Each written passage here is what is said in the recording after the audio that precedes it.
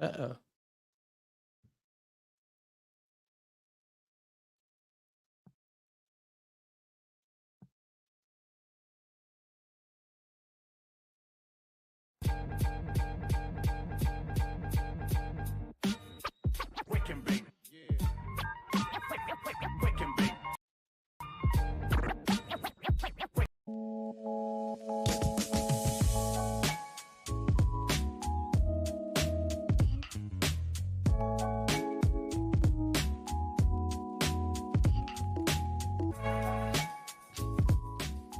All right, we are live right here on YouTube. If you're checking us out, I don't know, late Monday night, Tuesday morning on the pod side, you're missing out here over on YouTube. There we go. Now I can see. Oh, there you are, Hanno. A little behind the scenes screw ups here to start the show. Always off to a hot start, aren't we, Hanno? But yes, since the last time we talked, it was upbeat. It's a pretty upbeat conversation, Hanno, and I don't think any of that has changed since. Mariners take 2 of 3 from the Phillies. The Phillies weren't playing as good as advertised throughout this whole year right now, but that doesn't matter. That's still a good team over there. You saw what Wheeler did on Sunday, but man, the Mariners' best offensive, just showing how strong the offense could be, just a power flex on Friday night. And then arguably, for what time of the season it is against who you were playing, Hanno, that's the best comeback we've seen. And then Sunday, you run into somebody that's having a career season, has a career-like game. What are you going to do? You'll live with that. I'll live with the 2 out of 3. Get a little triggered, when the Mariners don't score from what we've been dealing with up until now. But with this squad, it doesn't really concern me that much. Yeah, definitely some improvements. We definitely would not have won that game Saturday night before the acquisitions at the trade deadline, in my opinion. But yeah, seeing some things I like, seeing some things that still need to work on. 2 series now in Boston and Philly with some of our new acquisitions, and it's positive, some things for sure. Yeah, I want to say, right off the bat, a game like Saturday nights, you're down 5-0. That's a flip to the Olympics, typically. But I even text you. I said, I don't know. There's something about this team. I think they got a good chance to still get back into this game. And I was right. The Mariners win in extra innings dramatically with the walk-off. Yeah, you texted me, and I agreed with you that a good comeback. But do you remember what I said? I said they need to finish it off, and they were able to. Yeah, they were. It was a little frustrating the way they did it there, but and frustrating by we saw a bit of a running error there in the second game. Still, that's still something I think that we need to clean up. Mariners need to clean up the running a bit, but also I don't feel like moves like what the heck is going on with this music? I don't hear anything. Oh, it's from the YouTube. My bad. Sorry. I just had an outburst for no reason. You're triggered. Trigger happy. I'm sure.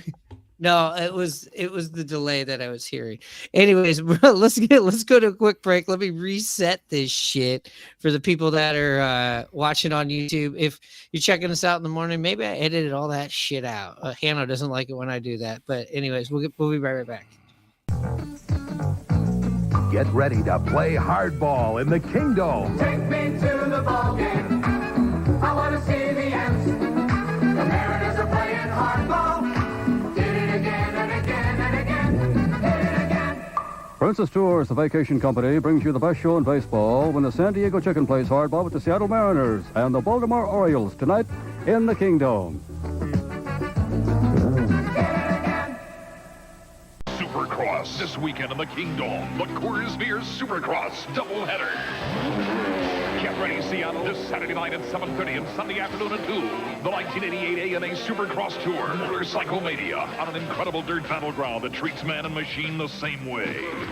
With absolutely no respect. See the best. National champion Jeff Ward, former champion Ricky Johnson. Tickets at all Ticketmaster locations, including the Bond, Tower Records and Video, and participating Honda dealers. The Coors Beer Supercross.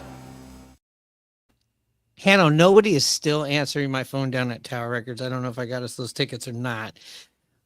So as we were talking about here, just quickly to take a look at what's going on here with the Mariners. Again, this last series, this was awesome. This was an awesome feeling. Packed house, T-Mobile Park. Like you said, Hanno, lots of encouraging things. You don't feel like you're out of the ball game with this club. You're still missing Julio. You're still missing JP. I think right now the main thing is we're all just praying Victor Robles, keeps himself together. I think we're all praying that Polanco keeps himself together, because this is going to be fun once we can finally build this whole like Decepticon. Sorry, I don't watch. No, that's not Star Wars. That's Transformers. What's the big you wouldn't know. Anyways, we just want to put this whole piece together. This whole painting together. It's still an offense with some holes with everybody, but man, it's going to look really good when you can insert JP and especially Julio. Yeah, I mean, from where they were and what happened throughout the first part of the season, we knew how pedestrian this offense was, and to get some more guys coming along, like you mentioned with Robles coming through, it's exciting to see what a full lineup will look like. You've sent me a bunch of what you believe should be the lineup that you're going to probably pass on to Scott Service, but I like it. I mean, it's definitely longer, not as many holes, and some of the guys who were hitting up in the middle are now hitting down in the bottom of the lineup, and it's not because they're terrible or anything. It's just a more major league ready lineup that could be a potential playoff team lineup. So it's good. I'm excited to see. I'm intrigued like you are. Yeah. Guys that were hitting 3 and 4 are going to be hitting, or 2 and 3 and 4, I should say, are now going to be hitting 7, 8, 9. And that's a good thing. I would think, and again, I wouldn't be passing this lineup off to Scott Service. I would be passing it off to the computer, seeing what the computer says to relay this to the guys. But yeah, I mean, if you're making a game 7 lineup right now, meaning it doesn't matter if there's a lefty or a righty or an ambidextrous pitcher like the one that we just drafted. It doesn't matter. Right now, I'd go Victor Robles, right field, batting first. Batting second in left field, Randy Arozarena. Batting third at catcher, Cal Raleigh, because he's a switch hitter. So I want to break up the righties right there, right? Batting fourth, center fielder, Julio Rodriguez. Batting fifth, first baseman, Justin Turner. Batting sixth, the second baseman, Jorge Polanco. Batting seventh at DH, Luke Raley. Batting eighth, the third baseman, Josh Rojas. And batting ninth, the shortstop, JP Crawford. That would be my game 7 lineup right now with everybody healthy. What would be yours?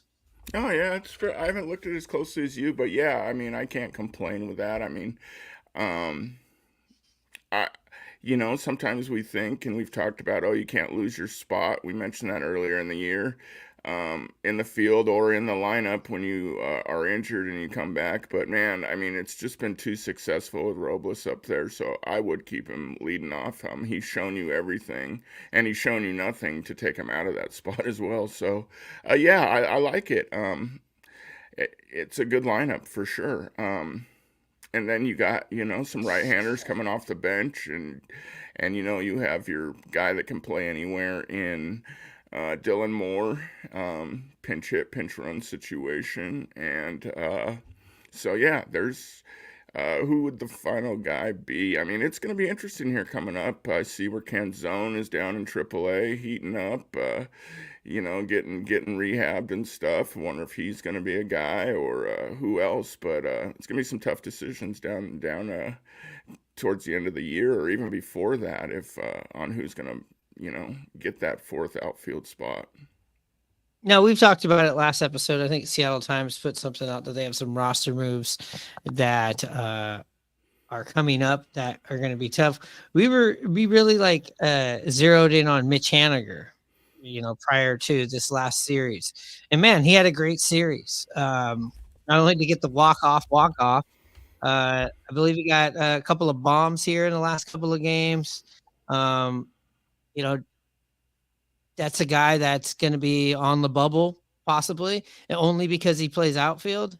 Because we've already kind of agreed, like, you got to get Mitch Garver on the team, you'd think, because you do need a backup catcher, unless you have a better backup catcher situation somewhere in the organization right now. I know you get all these rumors and people going, we want to see who from down in Everett, and you're just like, or is he in over He's in Arkansas? Sorry, Yeah. excuse me, in Arkansas, and I'm just like, that's would that be better than Garver? I don't know. You think he could hit 170 in this league? But also, Mitch Garver might be somebody that flicks a switch the last week of the season in October. You see it all the time. Yeah, exactly. I mean, the way it looks and the way Scott put out his lineup this weekend, since Mitch made his comments to the press, we already talked about that, but you can tell that Mitch is, truly just a backup catcher right now. They haven't been DHing him or giving him those extra chances. But going back to Mitch Haniger, I mean, yeah, he's had a great little series here. Another, nugget of why bringing a guy like JT in, they talk things over, strategy. And, Mitch has always been like that. He's, wanted to talk hitting and stuff. But he noticed he was a little bit more crouched over. So now he's a little bit more upright, and he's hitting a lot better, and his stance looks a lot better than, or looks the same like he was when he was hitting 2 years ago for us. So that's really good news to see. Bat speed looks better, and he's driving the ball. I mean, it was just a typical Mitch Haniger home run, that hanger and banger, put in the left field, and his last home run. Just really good to see in that big blowout on Friday night. Too, he's never had to play with maybe his back up against the wall like this. That's not how you play usually when you have a contract like his, or the longevity in the league like he does, and the track record. The only thing that's ever held him back was his injuries, and some of them were freak injuries. Yeah, I mean, absolutely, he has been injured. And it has held him back. I just feel like he is such a pro that you're right. I mean, he probably felt like he had his back to the wall, but I just feel, I mean, I don't know, but I just feel more like Mitch knows that he wants to be a better player, and he knows he's been struggling, so he's tinkering to figure things out. And I think it's driven him crazy, just like it has the other Mitch. And he just wants to show out better, and it's good to see he made this adjustment, and it's working out for him. Yeah, and you mentioned it's pretty much since the All-Star break, he's kind of turned things around here. Let's just take a little look at his splits here on MLB.com. Let's see, last 7 games hitting 286. Not that crazy slugging, 571. On base percentage over 400. That's nice. But yeah, you got the 2 home runs.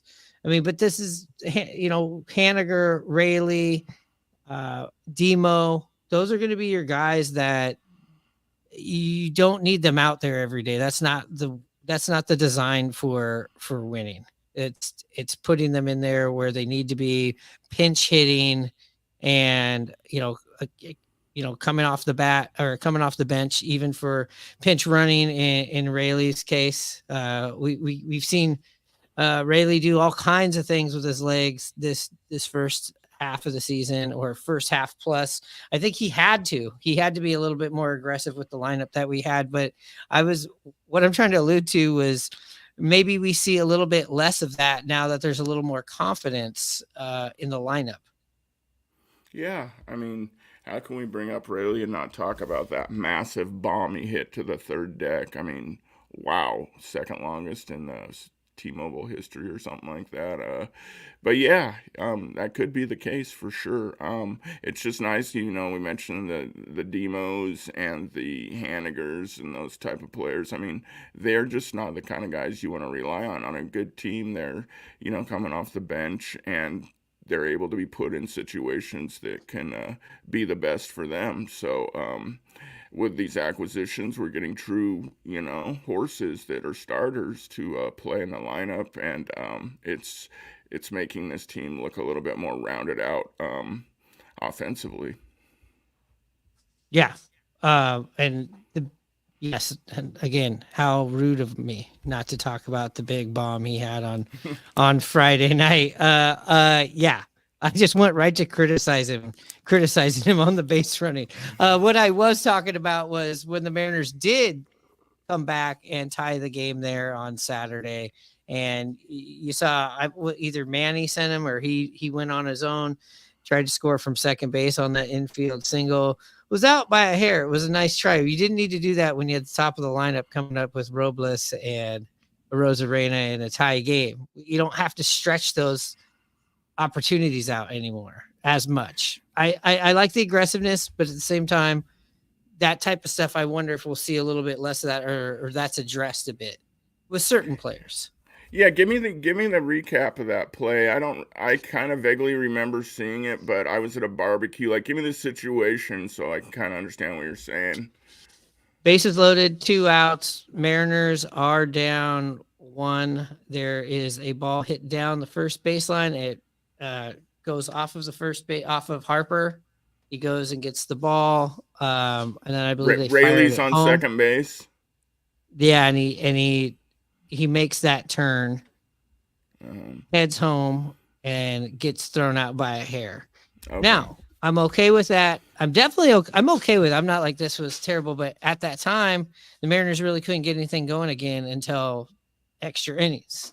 Yeah. So in that situation, I'm saying now that you have you have a better offense that you're more confident in, maybe you see a little bit less of those moves. If that happened with the lineup 2 or 3 weeks ago, I'd just go. I send everybody, right? Yeah. Send everybody except for Ty France. Congratulations, Ty France hit his first home run with the Reds today. Okay, enough about him. Absolutely. Well, actually, I did ask the Cincinnati Nasty Boys podcast, Billy DeVore. I asked him what he thought about the reaction, and he goes, cautiously optimistic. He did it against the Marlins. Does that really count? ? Yeah. Well, yes. Congratulations to Francie Pants. So who I would ask, did you know if Manny sent him or not? Was there any camera view angle, and who was up next? I could tell you who's up next. It was the top of the lineup because Rojas hit it. Okay. And this was a game where I believe Rosarena had a couple of doubles. I mean, you go back to that's the best part of the lineup. I mean, that's the right now that is the stop everything you're doing 1, 2, and 3. Now 4, now 5. 5 guys. I'll stop what I'm doing, no matter what it is. Yeah, I mean, you bring up a good point. Some things need to change in the outlook and how you manage the game now. And another thing I'll bring up that I noticed was how Scott Service brought in Garcia late in, I think it was game 3, with us down a run. You know how lately they never bring in one of our leverage guys with us down. So they're kind of changing up things a little bit, and it's nice to see, knowing, we're down. Let's hold them and try to sneak back into it. I mean, I call this the same type of scenario where you, like you mentioned, maybe you don't have to be so aggressive because you got those guys that are hitting up front in your lineup. Plus, Robles, man, he's been really hot for him. Good point. Yeah. Well, yeah, we're here to rip the team apart still. That's just what we do here on this podcast. No, all I'm saying is maybe you don't have to be as aggressive. You've heard about Robles and his hip, issue. It's something that he's going to have to play through. It's not going to get better or heal itself this season. Scott wants him to be a little bit more cautious. Maybe that's why you won't see him burning up the line on every single ground ball in the infield, because the guy plays hard. I mean, he had a catch, and I think I said this to you, or maybe we put this online. He scared me and amazed me with that catch that he made there on Saturday. And you even heard Scott Service at the post game. He goes, his first reaction to that was, "Oh, you're going the wrong way." And then, but that's how good of a talented athlete he could readjust himself and catch that ball. Yeah, absolutely. I didn't hear Scott say that, but that was my first comment too, or thought. You turned the wrong way, but way to make up for it. It was kind of interesting how he even turned his glove, to catch it too. It was like kind of this way versus this way, running away from it. And props to him to make up for that error judgment in his route. But yeah, kind of some crazy catches in center field. Marsh losing a sun ball, and the ball goes directly in his glove for the fills. Yeah. So, man, that sun has been troubled this year for the center fielders at T-Mobile Park. I don't remember a year like this when it's been that bad. We'll have to ask Teo Hernandez, but he's not going to be here this year, actually. So, but I mean, there's another thing. Is it the marine layer? Is it the batter's eye, or is it the new way the sun is coming down because of global warming? With that being said, I think that's a perfect segue to take a quick one, and we'll be right back. And let's talk a little bit more about Randy, and let's get into Justin Turner. We haven't even got to him right here on the Rye Bread and Mustard Mariners podcast. What's so fun about Dive Bar podcast is there's also like a lot of people that come over and talk to you and tell you their stories. And there's a couple of ladies over here. I'd say they were in their 60s. They come over, they're asking what the hell we're doing and why we're in their dive bar. Says, what's this about? And I'm like, all right, it's the Mariners podcast. She goes, me and my ex-husband used to have season tickets back in the Kingdom. And I'm like, all right, that's nice. She goes, you want to hear a story? My ex-husband, caught Ken Griffey Jr.'s, and we got to fact check this. He says it was his 100th home run in Major League Baseball. That somebody puts a sticker on his ball. The Mariners wanted the ball, and I guess they're lawyers, so they're like, oh, no. That's not how it happens. They took it down to their law offices, and they kept it in a safe. But then the death threats started coming in. Okay, so before we get to that, where did they catch it? In right center field in the bleachers above the big blue wall? I didn't ask because she immediately went into the death threats. Went from the death threats to, anyways, we went down there, sorted that out, and we got a picture. So the Mariners were sending death threats? I don't know who was sending the death threats, but she said they sorted it out. So you got here at what time? About 6:30? And this story was already lambasted into me by 6:32. So they were feeling good? Apparently. True story. It all checks out. So that was a little bit of fun we had. I remember that, or at MVPs in Edmonds, one of our favorite spots to go to and talk a little bit of Mariners. So as far as Victor Robles, do you want to mention? It's obviously it's been a perfect match between him and the Mariners. And I don't know if you saw this, Chris, but he has said that he wants to stay here. They actually wrote an article by Adam Jude in Seattle Times. Did you check that out? Yeah, I mean, it's cool that a guy comes in, has success, especially the career he's been having, and then says that he wants to remain here. So I think that's positive. Yeah, I've looked at his contract. I know that Washington's, obviously paying him out, so he's making what, $750 this year with the Mariners. it's too early to talk about signing somebody for extensions Totally agree. or anything like that. But it is nice to hear him say right away, right now, I want to stay here.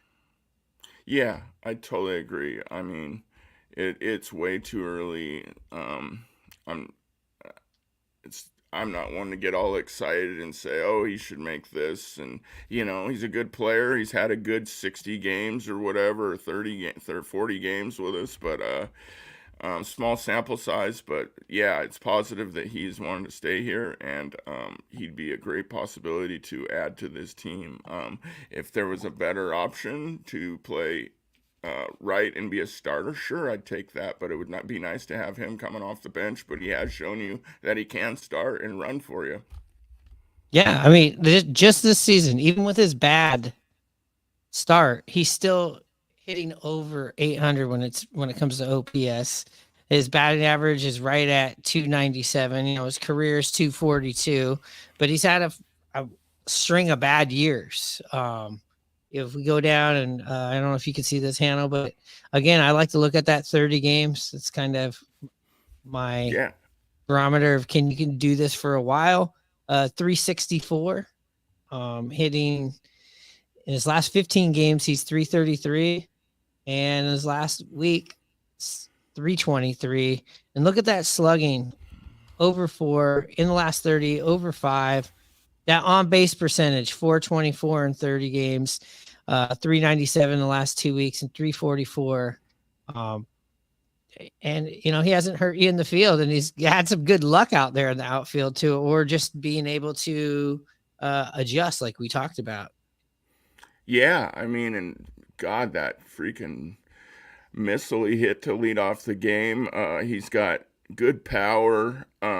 He's very charismatic out there, and he brings some juice to the team. You can tell the team vibe has totally changed just with him and Arozarena out there. So that's really positive too. They don't look like the dead man walking as much. So I like that as well. Yeah, that home run on Friday night, you can't hit a ball any better than that. I mean, I think I got that up there on the screen. I mean, that's how you kick a Friday night off. That's how you kick off the scourge of, look at that. 109, almost 110 off the bat, 425 feet. And then, of course, that little stutter step or that dance step at first base just really got it going. And listen, that's the Mariners after a day off, after a rough loss that they should have won in Boston there in Game 3. Had plenty of chances. You come right in here, first at bat. They never looked back from that moment on. You had that bomb. You had Luke Raley's 3-run shot that we talked about. And let's talk about another new guy, Justin Turner. We talked about him all last week, but man, that is going to be his, hopefully not his biggest highlight as a Mariner, but so far easily already getting himself some salami, some rye bread, some mustard. That sounds like a good name for a podcast. But yeah, grand slam on a Friday night in the City Connects, hoisting the home run Triton. I mean, it's just picture perfect, right? Oh yeah, I mean, it's nice to see that this park doesn't affect him. He's not pissed off by how the park plays. He just, was right there on a tee and he got it. He didn't miss it. And that's nice to see by some of the Mariner players that we've seen this year. I mean, he's just a guy that gets it too. I mean, plays the Seattle grunge music as his walk-up song he mentioned on the post-game show. I mean, he's been around a lot. He knows how to get the fans behind him, and hitting grand slams like that to extend the lead to 8-0 is sure a great way to introduce himself to the fans at home. Yeah, and I know Victor Robles wasn't an addition right now, but I will say Randy Arozarena and Justin Turner have had better debuts. As you know, if you think about Victor Robles, grounds into a double play, then drops his first pop fly. And then you look at the track record of why he's here, and we're just like, oh my God. I think we were at his first at bat, I believe. You and I. Yep. And Randy and Justin Turner, totally different story here in their very first week. Just, I mean, sure, Randy Rosarena, had the infield singles, but still, this guy's almost hitting 300. He's had, I believe, 3 doubles. Well, I just pull it up, but I mean, he's hitting about 300. I'll pull it up. I know that. His on base percentage is around 4. His OPS is over 8. So I mean, he's doing what he was doing coming in as a Seattle Mariner, as a Tampa Bay Ray. And same thing with Justin Turner. They've just stayed in this hot zone. So like the Mariners, again, couldn't have got him at a better time. Yeah, it's just really good to see a couple guys come in and they're legitimate threats, not only to go yard and hit the ball over the fence and get you some quick runs, but they put the ball in play, and that's been key. We have not seen that consistently throughout the lineup this year, and they hit the ball hard. It's just nice knowing when a guy comes up to the plate that they're a threat, and God, it's a good feeling after watching a lot of the first half of this season, for me at least. It's night and day. Yeah. And again, let's pull up Randy Rosarena's. Let's just go down to the last 7 games. He's they pulled away. It's 2 weeks. I know he's only got 8 games with the Mariners. I know that the Mariners, since we've made that trade, have been 6-3, scored 57 runs. I know the Friday night game where they had that explosion, much needed explosion, was before him and Turner lineup, but you still had Victor Robles leading the charge there. But just here in the last 7 games, look, slugging over 5, on base percentage over 4, 296, 2 RBIs. Not to mention the other night when he doubled twice, he scored twice in that big comeback. Yeah, that's another point too. You're right. The Mariners have been scoring a lot more runs.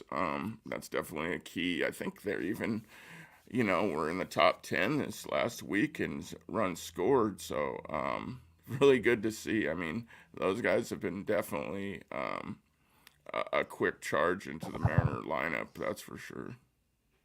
Yeah, I mean, when your number 1 and your number 2 players, the top of the lineup guys are scoring, that's like pretty much the way baseball was designed.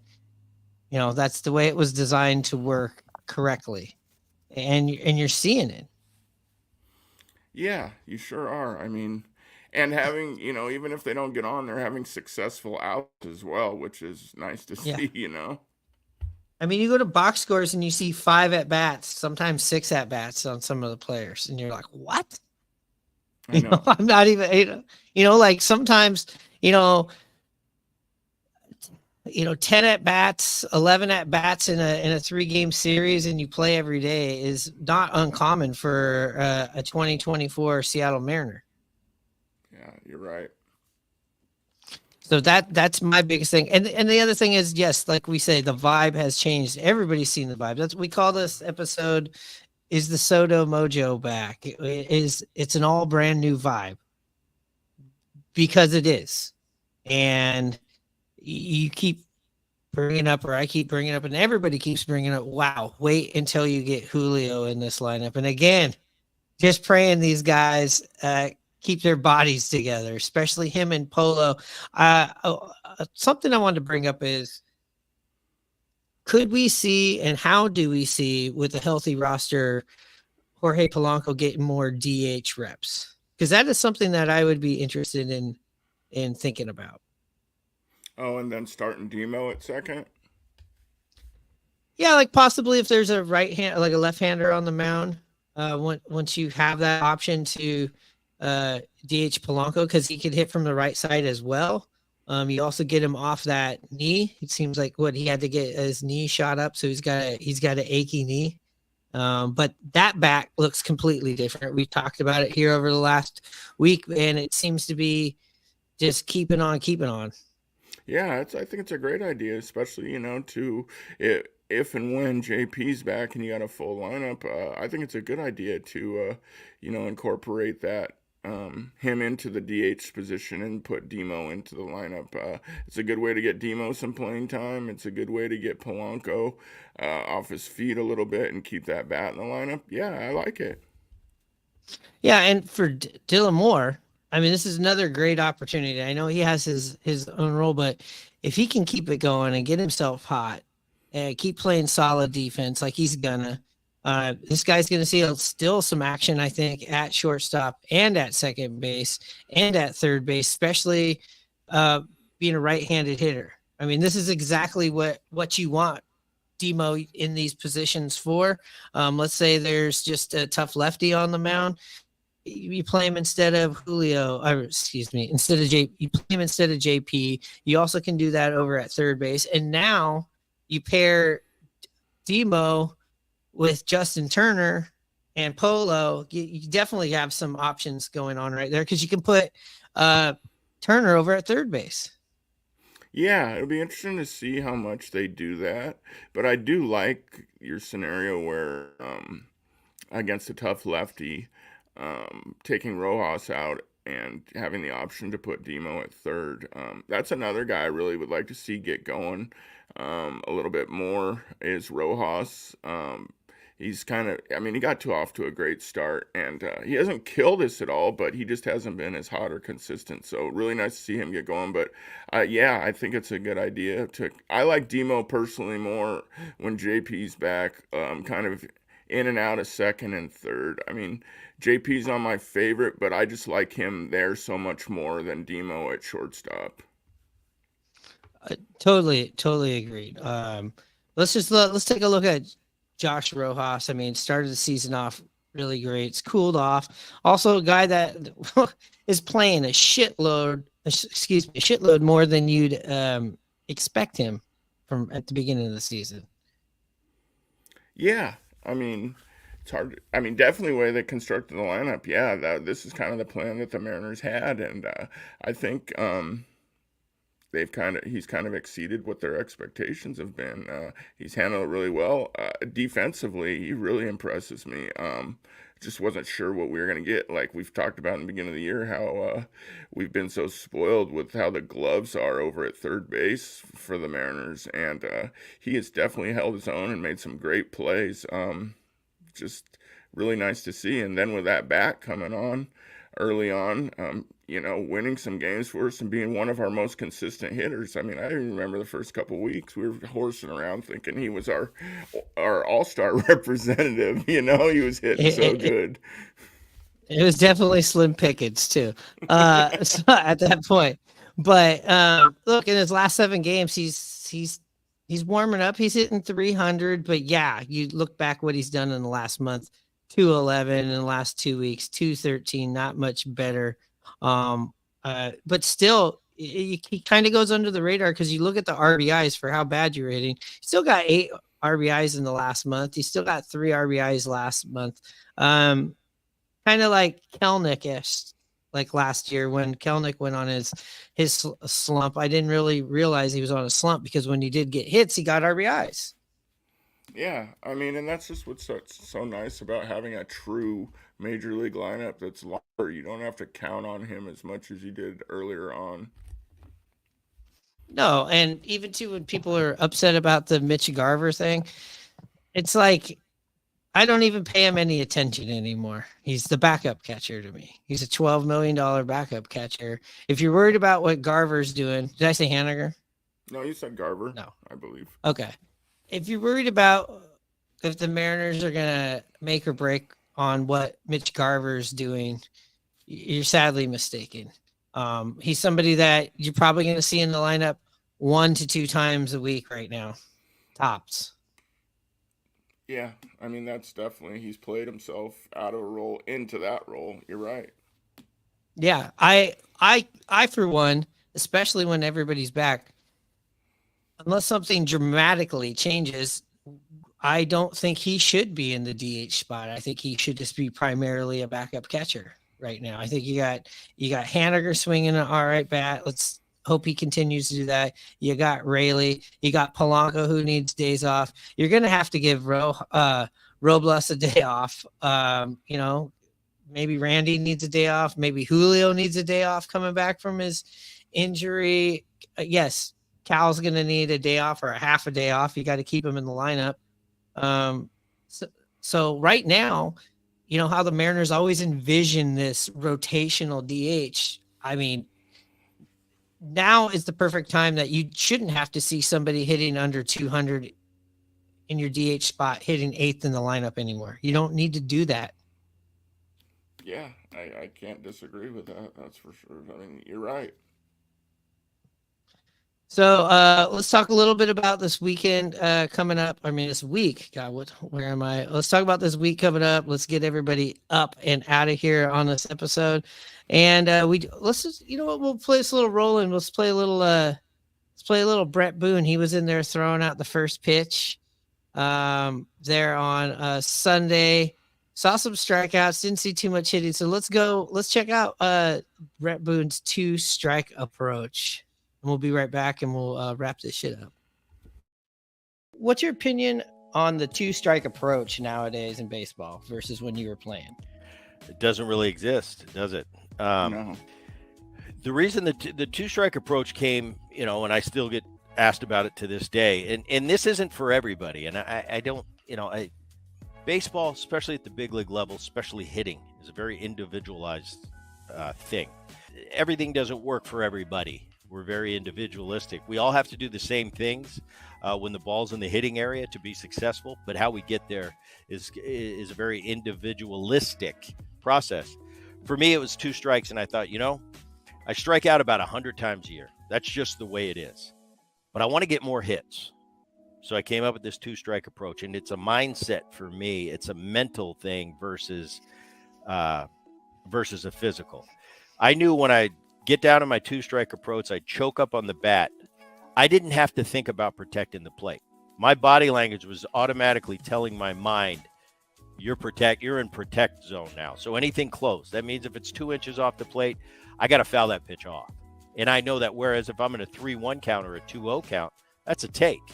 But with 2 strikes, I'm not going to let that umpire ring me up.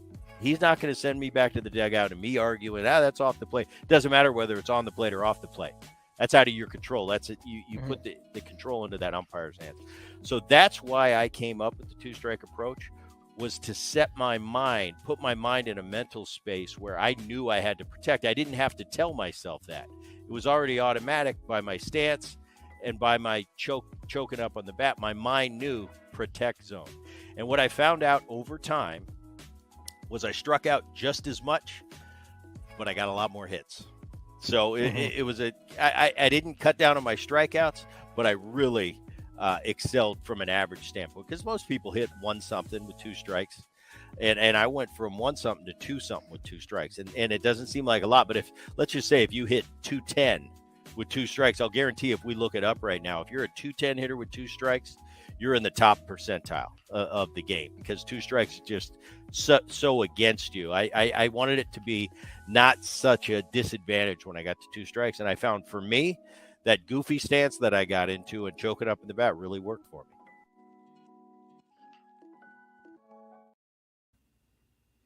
I hope he did go into the locker room, even though we got the new Mariners. It just showed that to them a little bit. Another. I love to talk about Victor Robles. I'm obviously in love, but the guy chokes up. He's a choke up hitter. I like that about him. I got a couple of questions, things. We got some in here on the text line. We got some up here on the YouTube. Hanno, let me lighten the mood. Let me drop a beat here. The first one is, have you ever heard of the ground rule triple? Is this a real thing? This was sent in. I think there's some sort of 3-base error, I want to say. I mean, 3-base, yeah. So anyways, it's called the ground rule triple. While the ground rule double is a common occurrence, a ground rule triple is possible as well. This occurs when a player attempts to use his hat to stop a ball on the ground or in the air. using his hat is a penalty of 3 bases on both the batter and any base runners on base. Cool. I love to learn And something. Thanks for sharing. I think I've seen something like this before. I don't know if it was in a game I was playing, but when this was sent to me, I said, "Yeah, I haven't thought about that rule in a while, but I believe that's real." I'm too lazy to look it up right now because I'm looking up the other questions. Here, this one's more of a comment. Astros lost. Oh, here's one. Here you go. I'll ask Cano to answer this question or read this one. What does that say? How come the other Mariners podcasts don't give y'all any love? You guys deserve some attention. Appreciate it. That's cool. We're just low-key 5-star dive bar. Checks in the mail, Seth. Thank you. Yeah, checks. Yeah, thank you, Seth. Yeah, I don't know. I'd love to talk with some of the other guys. I mean, I have interacted with the Mojo Mariner guys. I have talked to the Rooftop Sports guy. Yeah, Locked On guys haven't really ever answered back, or Marine Layer guys. I don't really know them, or the Couch GM. I really enjoy talking with Mariner Mojo podcast on Twitter, as well as Chaos Ball podcast. I think that's another one. And To Love the Mariners is another podcast that's out there that I've interacted with. But we're a little bit different, you know. We're like we are down on the docks on the other side of the tracks, the 5-star dive bar. You know, we're not news breakers or news makers. We're just a couple of guys talking Mariners baseball without all the X's and O's. A little bit of nostalgia always mixed in with our stuff. I know some people go, "Hey, I'm tired of always being compared, or people comparing the 95 and 2001 to the teams now. I'm sick of hearing about them." Well, again, until you can get to at least the ALCS, you don't have an argument.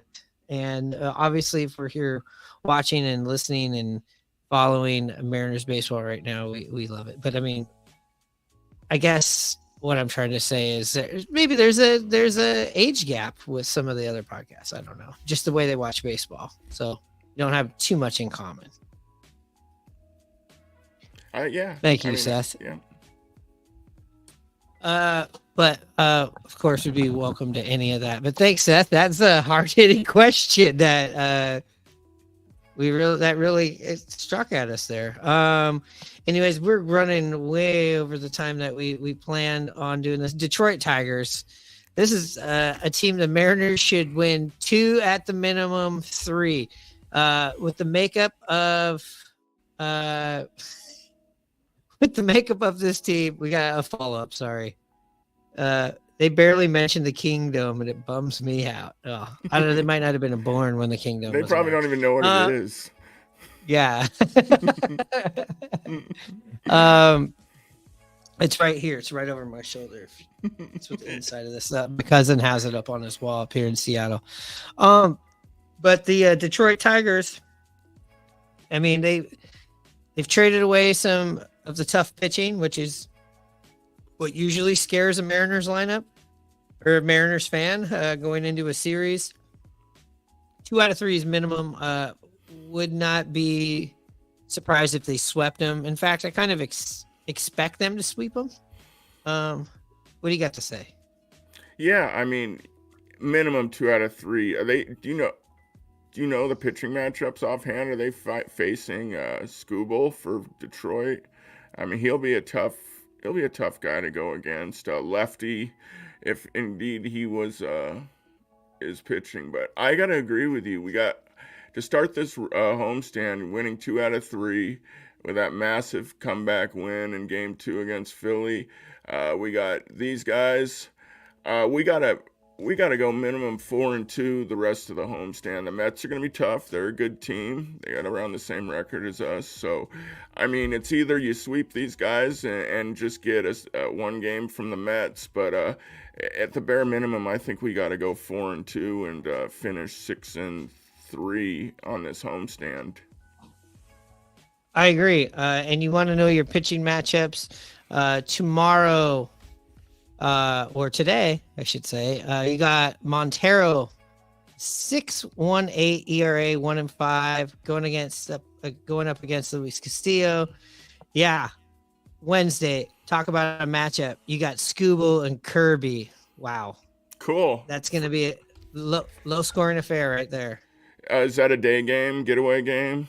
Like afternoon? No, that is 6:40. That's at 6:40. And all these Nice. games are at 6:40 this week. And we got Woo going on Wednesday. TBD for Tigers. That was probably Scooble. He's on Tuesday. Okay. Or gotcha. Wednesday. Sorry. Let's just go by 1, 2, and 3 for everybody. They're throwing Montero out, a guy who has an ERA over 6. With this lineup, that just seems like feeding time. Game 2, Scooble, Kirby, 6:40 p.m. start. That's only game 2. That's on Wednesday, and then Thursday they play a night game as well. Tigers must be making a West Coast trip, maybe down to Oakland or something next. That's kind of a late getaway game, but that's what we got going on. We'll be back Thursday night. There might be a wake and bake this Friday. We got to see. We got to talk to Big Vlad. If so, tune in 10 in the morning on this YouTube channel. So you might have 2 shows on Thursday. We'll be back Thursday night for sure. That's good, positive shit. Couple guys in the bullpen we're going to be watching this series, see if they bounce back. One would definitely be Taylor Saucedo. Hoping to see a bounce back series from him. And we finally saw Jimmy Garcia get into a little bit of trouble, see how he bounced back. So I'm very interested to see how they do here in this next series as well. I guess those are under my radar, under your radar, under everybody's radar, maybe, except for Pete Woodworth's and Scott Service's radar, I guess. Anyways, thanks for liking, subscribing, and all of that shit. And also, if you want that street cred for rocking the rye bread, hit up at simply.core. That's at simply.core. Also, head on over to In the Clutch. They got some brand new Mariners shirts. They got great shirts over there. They also have the Hot Dog for Heaven shirts. Go check those out. That's In the Clutch apparel. Put in the code Nasty Boys. Save yourself some money. Anyways, with that being said, Hanno, you know what time it is.